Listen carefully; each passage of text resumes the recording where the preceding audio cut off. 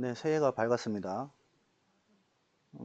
여러 가지 대내적인 환경 자체가 어수선한 분위기가 있습니다만, 어쨌든 2025년도가 시작됐고, 우리는 또 우리들이 할 수 있는 일들을 이런저런 환경에 치우치지 말고 수행해 나가는 게 본연의 역할이니, 또 금년도에 대한 예산 분석과 함께 지방재정 건전성 확보를 위한 그런 노력들을 지속적으로 해 나가야 될 것 같습니다. 그래서 오늘부터는 지난해 12월에 금년도 정부 예산이 국회에서 확정된 이후에 이번 주죠. 지난주와 이번 주 사이에 각 정부 부처별로 사업 설명자들이 다 누리집을 통해서 다 공표가 됨에 따라서 조금씩 더 보완을 하고 여러분들이 조금이라도 더 도움을 될 수 있게끔 각 부처별로 주요한 내용들을 아주 짤막하게 설명을 하고자 합니다. 상세한 그런 설명 자료들은 저희 뉴스로 언론사 공지와 자료실을 통해서 자료는 다운로드 받으시면 되고요. 다 무료로 배포가 됩니다.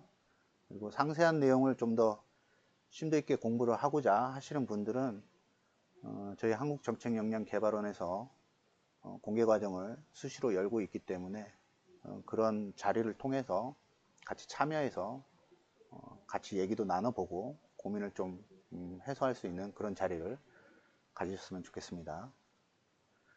그래서 오늘부터는 각 부처별로 짧게 한 3분에서 5분 정도 될 것 같습니다만 시간에 구애를 두지는 않겠습니다. 오늘 먼저 전체적인 상황과 행안부에 대한 내용들을 좀 살펴보도록 하겠습니다. 먼저 지난해 확정된 내용이죠. 9월 2일에 지난해 9월 2일에 정부 예산안이 국회에 이첩이 됐고 실제로 11월 한 달이라고 보여집니다. 11월 한 달 동안 보시는 바와 같이 상임위 예비 심사, 예산결산 특별위원회 종합 심사들을 통해서 12월 10일에 보시는 바와 같이 본 회의에서 의결이 됐습니다. 아시는 바와 같이 보통 이제 상임위와 예산결산특별위원회에서 감액에 대한 의견도 있고 증액에 대한 의견도 있습니다만 올해 예산에 대해서는 거의 증액은 이루어지지 않고요. 정부 예산안에 대해서 감액이 주로 이루어졌습니다. 하단에 보신 바와 같이 일단 예비비라든지 이자상환 이런 부분들, 그리고 일부 이제 부처에 대한 어떤 특경비들에 대한 감액들이 있었고요. 그리고 세출 재원 보전을 위한 그 예탁 규모도 좀 줄었습니다. 이 말씀은 뭐냐면 실제 정부 예산안에서 우리 지자체와 관련되어 있는 구체적인 그 단위 사업에 대한 예산들은 거의 변동이 없다라고 보시면 되고요. 지난해 대비해서 2.5%가 증액이 된 673조 정도가 올해 본 예산이라고 기억하실 필요는 없습니다. 본 예산으로 최종 확정이 됐습니다. 그래서 이에 따라서 이제 행안부를 먼저 살펴보면 제가 누누이 말씀드렸습니다만 정부 예산이라는 편성이라는 과정은 매년 동일한 프로세스로 이루어지고 있기 때문에 직전 연도와 비교해서 많은 부분의 변화가 있을 수는 없습니다. 많은 부분의 변화가 있게 되면 정부 정책이라든지 예산 집행에 대한 일관성이 떨어지기 때문에 큰 변화가 없다라고 생각을 하시고요. 그래서 지난해 대비해서 금년도에 어떠한 부분들이 증액이 되거나 아니면 강조되거나 아니면 감액되거나 이런 부분들에 대해서만 좀 꼭지를 살펴보고 가면 될 것 같습니다.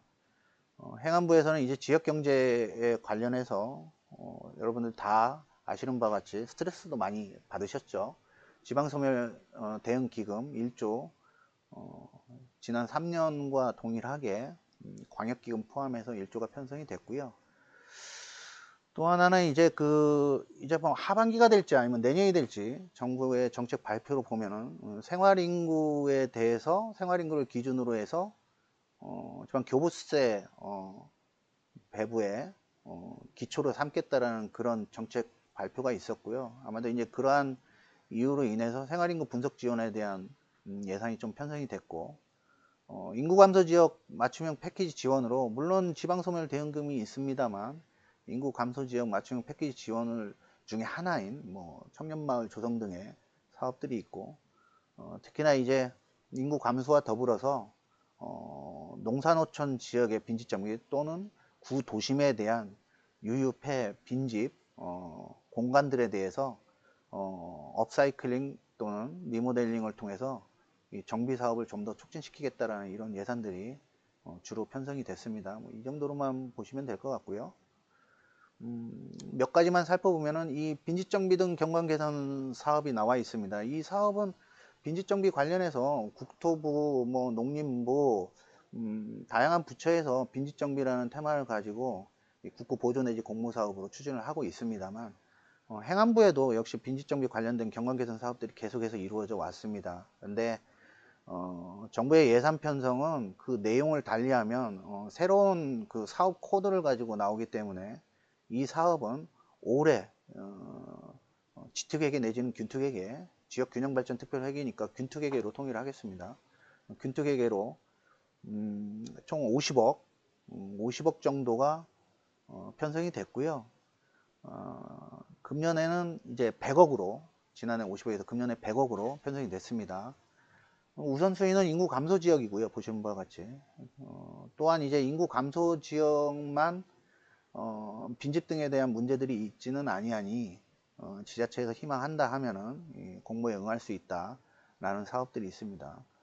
연이어서 이제 청년마을 만들기 사업도 이 주요 내용은 공간 활용이나 아니면 지역살이 탐색에 대한 테마들, 지역사회 관계 맺기라는 이런 주요 내용들을 가지고 청년마을 만들기 사업이 계속해서 뭐 매년 2억씩 3년 동안 지원되는 공모 사업이 올해도 계속해서 열리고요.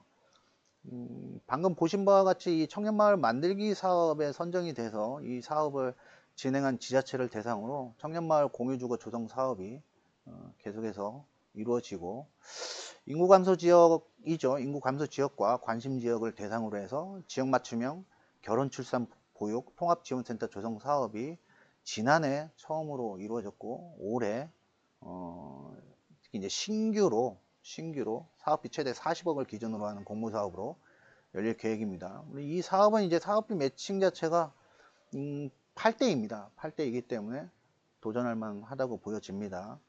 그리고 고용노동부가 아닌 행안부 주도의 지역 주도형 청년 일자리 사업도 보시는 바와 같이 계속해서 열리고 있습니다만, 이 청년 일자리 관련된 사업들이 다부처 연계 사업이다 보니까 행안부 자체 예산은 좀 축소가 되어 있습니다.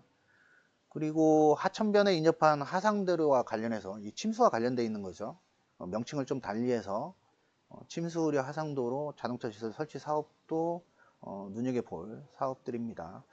앞서 보신 바와 같이 뭐 몇 가지만 소개를 해 드렸습니다만, 지금 보신 바와 같이 행안부의 주요한 이 공모 사업들, 뭐 지원 시기 보신 바와 같이 여기 보시면 뭐 로컬 브랜딩 활성화 사업도 지금 3월에 이미 공모를 한다라고 지금 발표가 돼 있어서 많은 지자체들이 준비를 하고 있는 걸로 알고 있습니다. 그래서 특히 또 고향올레 사업, 지난해 지지난해에 이어서 올해도 고향올레 사업이 이루어지고요. 다만 고향올레 사업은 약간 명칭이 달라지거나 단위 사업의 체계가 달라질 수는 있습니다. 실제로 나와봐야 됩니다만 사업의 내용은 계속 유지하고 있다.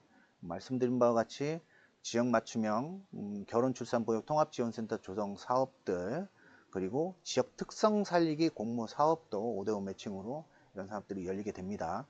이 내용들이 행안부에 관해서 한 20개에서 25개 정도를 소개를 해 드렸는데, 저희 뉴스로 누리집에 들어오시면은 다양한 정보들이 있습니다. 그 정보 채널을 통해서 자료를 다운로드 받으시면 되겠습니다. 행안부 간단하게 말씀드리고요. 이런 식으로 짧게 한 뭐 3분에서 5분 정도로 각 부처별로 계속해서 연이어서 공개를 할 예정입니다. 아울러서 좀 더 깊이 있게 좀 학습을 하고자 하시는 분들은 일단 그 서울에서 여러 지자체들이 오시기 편하게끔 KTX로 바로 오실 수 있는 여건을 감안해서 서울 영등포구에서 2월 6일부터 7일까지 양일간에 걸쳐서 전체 금년도 정부 예산 및 각 부처별 공모사업, 국비 지원 사업들에 대해서 좀 심도 있게 같이 말씀을 나누고자 합니다. 많은 관심과 참여를 부탁드리고요. 내일부터는 아마 이제 그 녹화를 해서 유튜브에 업로딩을 하기 때문에 시간적인 좀 간격은 있을 것 같습니다만, 계속해서 내일부터 이제 문체부, 농림부, 국토부 순으로 해서 짧게 금년도 예산에 대해서 분석하는 자료를 올려드리도록 하겠습니다. 이상으로 오늘 강의는 마치도록 하겠습니다. 고맙습니다.